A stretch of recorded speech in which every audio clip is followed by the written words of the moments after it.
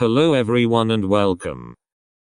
So I was lurking on the r/boys planet Reddit and I came across some posts and comments that inspired me to make this video. I wanted to discuss some of Mnet's editing choices and portrayal of certain trainees, as well as some of the strategies the trainees themselves used in order to stand out, avoid evil edits and controversy, and rank high. I've divided each of the topics I'd like to talk about into sections which are shown on screen right now.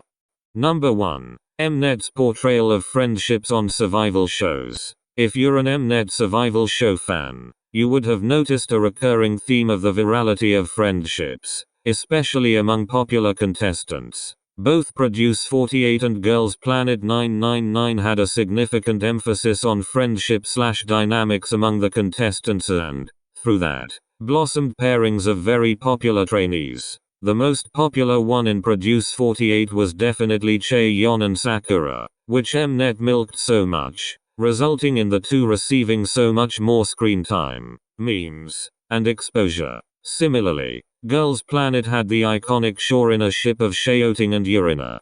Cliques and dynamic duos were a staple of this show due to the cell system that was implemented. Naturally, this meant that all the popular trainees stuck together and created popular pairings/trios. YXY, Urina, Shaoting and Youngun was definitely the most popular trio in the show, and Mnet always showed their interactions with one another. The 220, Yujin, Shibing, Mei, and Avengers Hikaru, Ruchi, Jiyeon, also received tons of screen time and overall praise from the audience, mentors, and Mnet.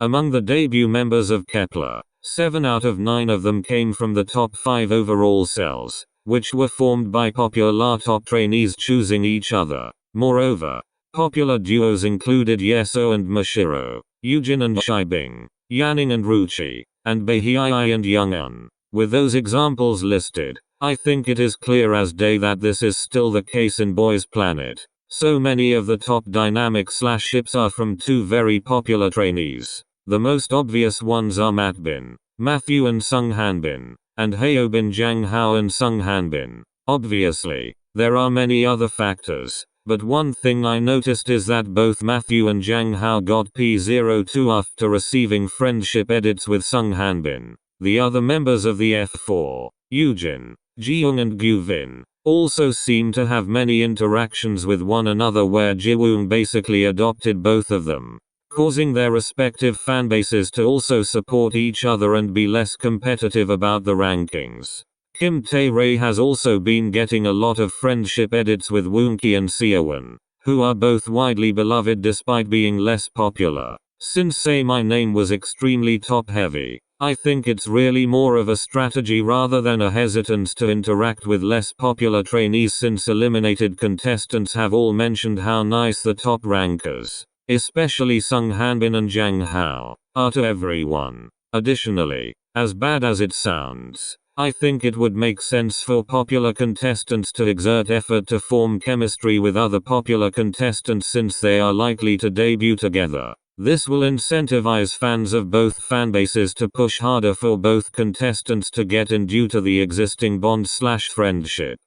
Number 2. The strategies that certain trainees have used in the show to stand out and avoid evil edits. Some of the strongest concepts that were established from the very start of the show in episodes 1 and 2 that remained core talking points. Sung Hanbin was immediately established as an excellent dancer thanks to the tutting dance-off. Jiyoung had a sexy concept and he has BL actor skills and knows how to use them. Ricky's catchphrase was a smart idea and worked well for him. Dyeing his hair blonde could probably also be strategic, because having a unique hair color makes it easier to stand out from the other contestants. He also had a habit of staring into the camera whenever he sensed an evil edit coming his way. Yujin would also keep his head down and keep his contribution to a minimum in order to not get evil edited. Jang Hao would also wear different hairpins in order to avoid clips of him being cut and taken out of context to make him look bad and turn viewers against him, which is what happened with Shibing in Girls Planet. Most of the Korean Yuhua trainees just kept their heads down and did the work to avoid giving Mnet possible clips to take out of context. Number 3. Mnet's homophobia, femmephobia and portrayal of certain trainees. Now I want to dive in a bit deeper into Mnet's homophobia and femmephobia, specifically into the so-called de-yassification of Sung Hanbin's and Kim Ji-woong's pasts, as well as how certain trainees have been portrayed in regards to their camp behavior. I think it's impossible for Mnet to de-yassify Ji-young at this point because he's already well known as a BL actor, and other companies have the rights to those works. So they can't take it down or hide it even if they wanted to, and it's also important to note that BLs are mostly targeted towards straight women and girls. All Net cares about is views. Controversy is one way to create viewership, and that's probably why they highlighted Ji-woong's BL dramas and focused on the near-kiss choreography between Jong-woo and Ji-young in their preliminary ranking stage. Perhaps they even asked them to choreograph that. Not far-fetched at all, given that the whole helicopter yanning thing in Girls Planet was staged by producers as well. On the other hand, Sung Hanbin needs to be presented as picture-perfect Prince Charming to appeal to the majority demographic that the producers are targeting. Straight women and girls, who drive the majority of K-pop album sales for boy groups, and Hanbin on the other hand, unlike Ji-young, hasn't been in the public eye as much before the show. So he's more of a blank slate for Mnet to shape. And importantly, he's also the chosen center for Boys Planet and ZB1. So they are a little more picky with his image by censoring certain things and showing us what they think is the most palatable to the most number of people, particularly to the Korean general public. It's also potentially worth considering that Ji-young presents relatively mask. Although he acts in BLs and has been photographed with Holland, he doesn't act particularly camp. The more camp side of Hanbin, seen in previous dancing videos, is less obvious on Boys Planet, potentially to broaden his appeal, though it has been shown by Woongji. To my mind, it is less about being LGBT adjacent. That seems to be happily flirted with by Net, but limiting the more feminine/camp presentations of the main pics. As always, none of this means we really know anything about anyone's sexuality, and being camp or more feminine is not bad, but definitely gets judged more by most societies. Ji-young abides by many or most Korean gender norms for an idol. That doesn't indicate sexuality in any way. Sexuality is irrelevant in many ways because in general Net wants to present idols as having no sexuality of their own, almost sexless.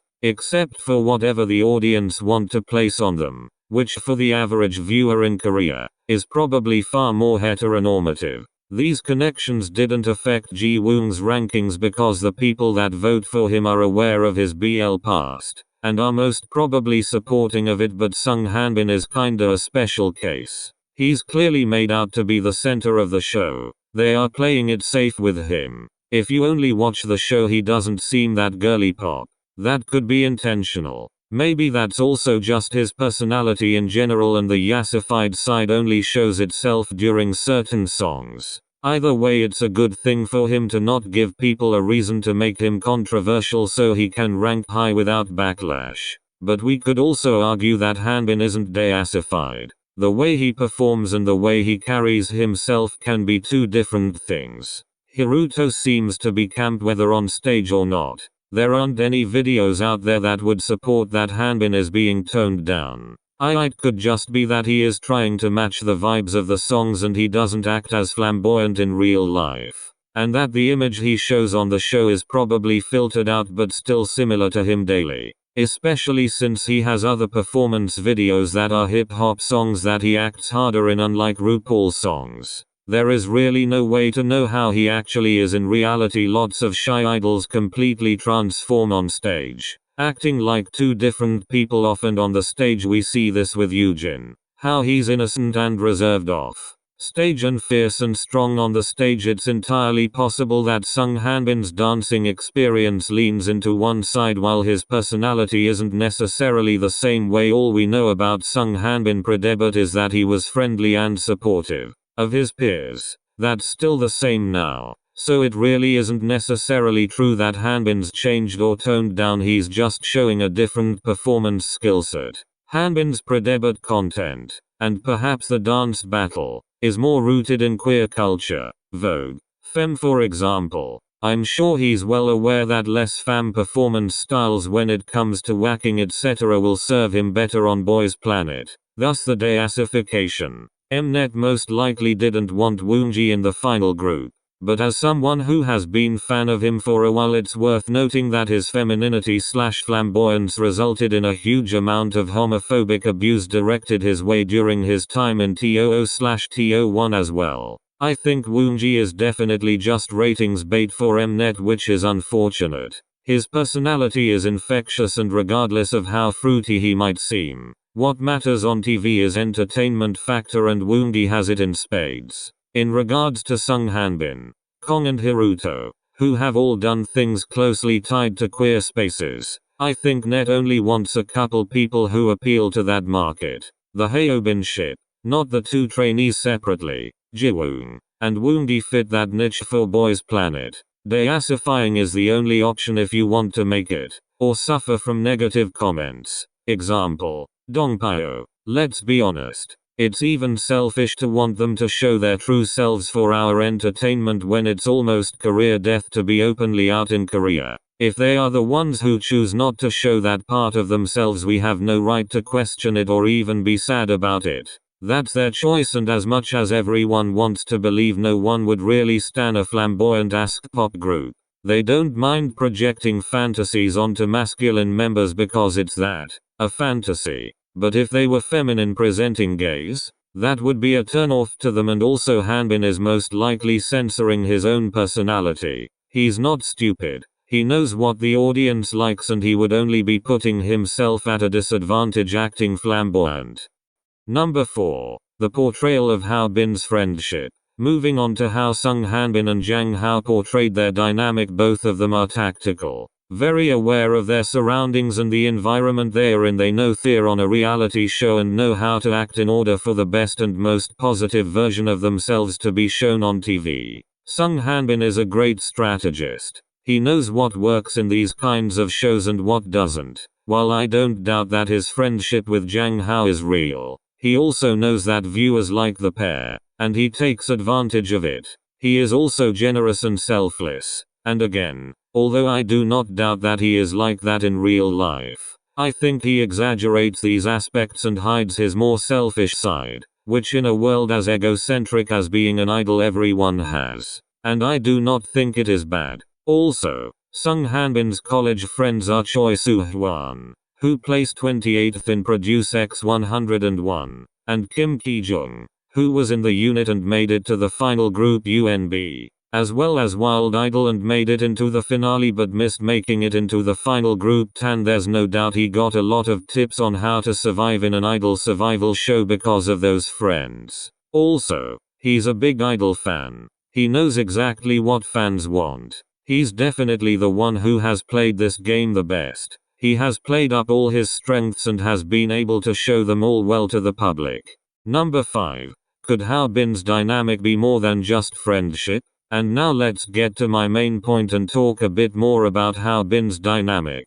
Are the fans who joke about them actually being lovers just joking and they are really just close friends? Or do they believe they could be more than that, and why? I think we as fans are generally reluctant to comment on this sort of thing because we don't want to be seen as weird, overstepping, or delusional, but as fans we only perceive what they show us. With most ships, I think most people are joking, but with Haobin in particular, a lot of people seem to put serious thought into every interaction they have because it's common consensus that they could be queer people. We already discussed Sung Hanbin's past and why some fans think he could be not straight. So let me recap Jang Hao's past. He used to make edgy anti-het posts on his social media, which was something that was trendy and circulating on Weibo a few years back. A lot of users were posting it as a joke. I don't think this is implying anything about his views on the LGBT community, but people seem to be taking it quite seriously. So it wouldn't be far-fetched for their interactions to mean something more than plain old idol skinship. But that's wherein lies the problem of it becoming creepy because of how overly analytical everyone becomes. If it weren't for their relationship, I don't think a lot of fans would have been invested in the show/group as much as they are. That being said, They are people and only give us a glimpse of maybe 1% of their authentic life. So I personally just take everything for face value and enjoy it as that. Real, not real, doesn't matter. I'll enjoy what I see with my own narrative in mind but not apply it as facts onto these people. It's not like we as fans are convinced that they are dating and in love, but some do think there's something there again. Considering how there's things for both of them that could indicate that they are probably not straight. And seeing how quickly and intensely their bond developed. Some would be surprised if they weren't attracted/interested in each other in a way that's not just platonic. Do I think they play it up for the cameras because fans love it? Yes, of course, but we've also had a lot of evidence that they are genuinely that close off screen, and I don't think the level of intimacy that we've seen from them can be faked whether or not they've actually done anything to take their relationship beyond platonic. We'll probably never know. Which is fine, of course, and that's not where the industry/country is at right now. And more importantly, that's their own private business. They could be the closest of friends and just play it up for the cameras, or they could be more. One is Chinese and the other is Korean. None of them would be so brave so early into their careers to risk serious gay relationship allegations, especially on Zhang Hao's end. Either way, we are fans and they are providing the service. We should just enjoy their dynamic and not be weird about it, because some people really take this so seriously. And again, let's not forget that these are real people we're talking about, and whatever sort of relationship they might have is their own private business. Number 6. Outro. I wanted to make this video to talk about certain strategies that Mnet and the trainees have used in the show. Their editing choices and their portrayal of certain trainees, and within that the fans' views on Sung Haobins and Zhang Hao's dynamic. Whether it could be a tactical strategy or if they are really just that close of friends in real life. I have credited my sources and linked them in the description of this video in case you would like to check out the posts and comments for yourselves. That being said, I hope you enjoyed this video and feel free to continue the conversation and discuss your opinions and views on these topics respectfully in the comment section. Thank you so much for watching. I hope you stick around because I plan on making more of these commentary/discussion based videos in the future, particularly on Boys Planet and ZB1. So if that's your cup of tea, please consider subscribing, so you don't miss out on my future uploads.